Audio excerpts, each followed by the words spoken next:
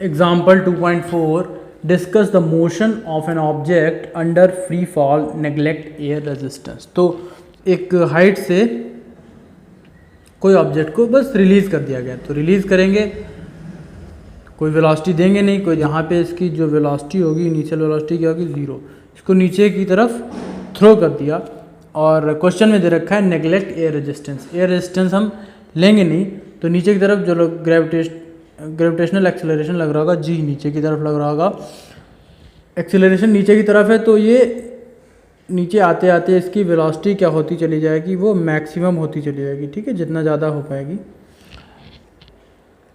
इसी को क्या कहते हैं, फ्री फॉल कहते हैं, motion of an object under gravity, ठीक है, डाउनवर्ड डायरेक्शन में जो मोशन हो रहा है उसको फ्री फॉल कहते हैं। लिख लेंगे an object is released, an object is further, अगर एयर रेजिस्टेंस नेग्लेक्टेड है, मतलब एयर का कोई रेजिस्टेंस नहीं लग रहा, कहने का मतलब क्या है, ये यहाँ पे क्या होती है, एयर की लेयर होती है जो उसकी जो एयर की लेयर होंगी जो इसको रोकेंगी नीचे आने से, ठीक है, तो उसकी वेलोसिटी जो होगी वो कम होगी, क्यों, क्योंकि एयर जो है ऊपर की तरफ फोर्स लगाएंगी। बट अगर यहाँ पे एयर रेजिस्टेंस है नहीं, ठीक है, तो उसको क्या बोलते हैं, वो जो कंडीशन होती है वो फ्री फॉल होती है, ठीक है। इफ एयर रेजिस्टेंस, तो फ्री फॉल की कंडीशन क्या होती है, अगर कोई भी ऑब्जेक्ट, पहले तो u इक्वल्स टू 0 होना चाहिए, यानी कि एन ऑब्जेक्ट इज रिलीज्ड, ठीक है, उसको छोड़ दिया गया बस किसी हाइट से, एंड g इज डाउनवर्ड हो तो g तो डाउनवर्ड होता है, and air resistance is neglected, ठीक है, then it is called the condition of free fall. अब हमें सॉल्व करना है इसका जो डाउनवर्ड डायरेक्शन में जो फ्री फॉल का मोशन होता है वो होता कैसा है, ठीक है, उसकी वेलोसिटी, उसका एक्सेलरेशन, उसका डिस्टेंस कैसे चेंज होती है। तो downward motion is in by direction, negative by direction में रहेगा, ठीक है, नेगेटिव बाई डायरेक्शन में है तो उसका जो एक्सेलरेशन होगा a माइनस का g, मोशन अंडर ग्रेविटी में a तो नेगेटिव ही होता है, तो माइनस का 9.8, g की वैल्यू होती है 9.8 मीटर पर सेकेंड स्क्वायर, ठीक है, तो ये तो हो गई g की value. The object is released from a height, object को किसी हाइट से बस छोड़ दिया गया है, ठीक है, तो उसका इनिशियल वेलोसिटी भी 0 हो जाएगी। The object is released from height, ये रिलीज्ड कर दिया गया है, तो उसकी जो इनिशियल वेलोसिटी u होगी वो 0 हो जाएगी, फाइनल वेलोसिटी कुछ ना कुछ रहेगी, ठीक है।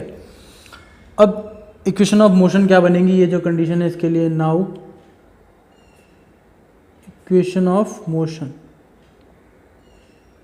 तीनों इक्वेशन ऑफ मोशन होंगी, उसको लिख लेंगे। v इक्वल्स टू होता है u plus u minus g T, ठीक है, मोशन अंडर ग्रेविटी में जो होता है वो होता है v equals to u minus g t, u 0 हो जाएगा, g की वैल्यू है 9.8, ठीक है, तो v इक्वल्स टू माइनस जी की वैल्यू है माइनस का 9.8, तो यहाँ पे साइन चेंज नहीं करेंगे, ठीक है, इधर यहाँ पे लिख लें g equals to 9.8, a equals to minus g हो गया, यहाँ पे लिख लें g equals to 9.8 metre per second square. बात समझ आ रही होगी, चाहे इधर माइनस यहाँ पे लगाएं या माइनस डायरेक्टली इसमें लगा दें, ठीक है। अगर मैं यहाँ पे माइनस का 9.8 लिखता तो ये प्लस का हो जाता, वो गलत हो जाता, तो v इक्वल्स टू ये तो 0 हो गया, 9.8 into T metre per second, तो ये वेलोसिटी हो जाएगी फ्री फॉल की कंडीशन के लिए।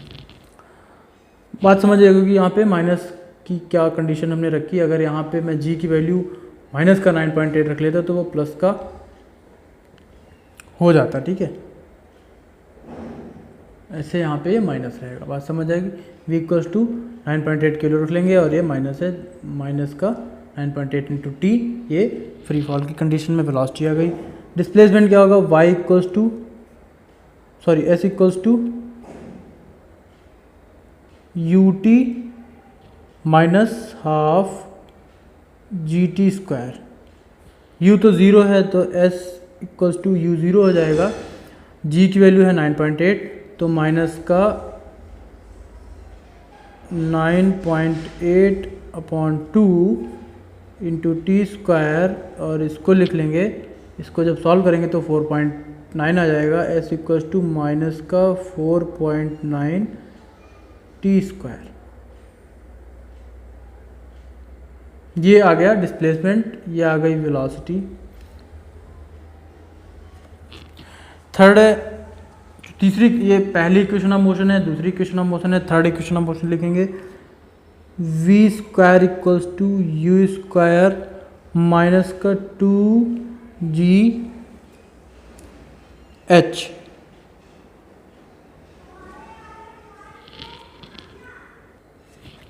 टू जी एच हो जाएगा, सारी वैल्यूज लिख लेंगे, u की वैल्यू 0 ही है तो आ जाएगा v square equals to minus का 2 इंटू 9.8 इंटू एच। इसको सॉल्व करेंगे तो यहाँ से v स्क्वायर इक्वल्स टू आ जाएगा 2 8 जा 16, यहाँ पे 19.6 माइनस का 19.6 इंटू एच। ये तीनों इक्वेशन ऑफ मोशन आ गए। फ्री फॉल है तो एस यहाँ पे मीटर में आ जाएगा। ये तीनों इक्वेशन ऑफ मोशन आ जाएंगी अंडर फ्री फॉल। अब देख लेते हैं एक्सेलरेशन, वेलोसिटी, डिस्प्लेसमेंट कैसे चेंज होंगे, इसके तीनों के ग्राफ्स बना लेते हैं। फ्री फॉल की कंडीशन में ग्राफिकली जब हम वेरिएशन दिखाएंगे एक्सेलरेशन का, वेलोसिटी का और डिस्प्लेसमेंट का, तो वो कैसे होगा, जो एक्सेलरेशन होगा वो हमेशा ही कांस्टेंट रहेगा टाइम बढ़ने के साथ साथ। एक्सेलरेशन माइनस का 9.8 मीटर पर सेकंड स्क्वायर ही रहने वाला है। वेलोसिटी जो होगी v जो होगी माइनस 9.8 के वेरिएबल में मल्टीपल में बढ़ेगी, तो t की वैल्यू 1 रखेंगे तो v कितना होगा, माइनस का 9.8 यहाँ पे आ जाएगा उसका ग्राफिकल रिप्रेजेंटेशन। t की वैल्यू 2 रखेंगे तो v इक्वल्स टू माइनस का 19.6, t इक्वल्स टू 2 पे t इक्वल्स टू 3 रखेंगे तो 3 8 जा 24, 3 जा 27, 29, तो 29 के नियर अबाउट में आएगा, ठीक है। और with this t equals to 4, t equals to 5। So this graph is showing the variation of velocity. तो वेलोसिटी किस तरीके से इंक्रीज करेगी वो दिखा रहा है। ये स्ट्रेट लाइन क्या शो कर रही है, it is the slope of velocity time graph is acceleration. तो स्ट्रेट लाइन का मतलब है एक्सेलरेशन जो होगा वो कांस्टेंट रहेगा बट वेलोसिटी बढ़ती चली जाएगी, ठीक है। Slope of velocity time graph acceleration दिखाता है। थर्ड जो होगा वो डिस्प्लेसमेंट को शो करेगा। इसका s इक्वल्स टू जो हमारा फ्री फॉल की कंडीशन में आया था माइनस का 4.9 इंटू टी स्क्वायर, तो जो डिस्प्लेसमेंट होगा वो 4.9 के मल्टीपल में इंक्रीज करेगा। सो t इक्वल्स टू 1 रखेंगे, so then s equals to minus का 4.9 1 पे, t इक्वल्स टू 2 रखेंगे तो 2 2 जा 4 हो जाएगा, 4 और मल्टीप्लाई 4.9 तो वो 19.6 आएगा। तो t इक्वल्स टू 4 पे t इक्वल्स टू 2 पे यहाँ पे मिलेगा हमको डिस्प्लेसमेंट। मीन्स डिस्प्लेसमेंट जो है रैपिडली इंक्रीज कर रहा है टाइम के साथ साथ।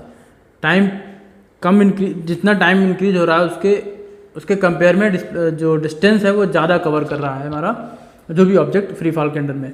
t इक्वल्स टू 3 रखेंगे तो 3 3 जा 9 का करेंगे 44.1, तो t इक्वल्स टू 3 पे वो 44.1 मीटर की डिस्टेंस कवर करेगा। तो ये इस तरीके से हमारी डिस्टेंस वेरी करेगी, टाइम इंक्रीज करने के साथ साथ डिस्टेंस जो है वो ज़्यादा वेरी कर रही है। इसका मतलब क्या हुआ कि हमारी जो वेलोसिटी है वो इंक्रीज करती जा रही है जैसे जैसे टाइम बढ़ता जा रहा है।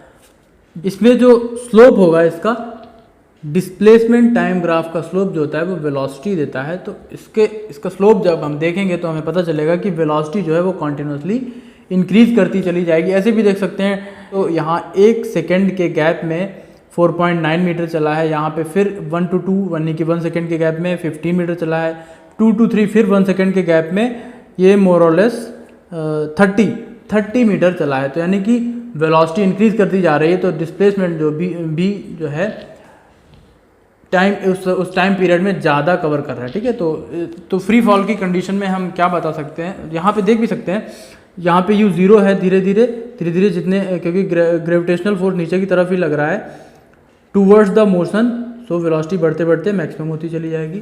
सो इससे हम क्या बता सकते हैं, एक्सेलरेशन हमारा कांस्टेंट रहेगा, वेलोसिटी जो है वो इंक्रीज कर जाएगी, ठीक है।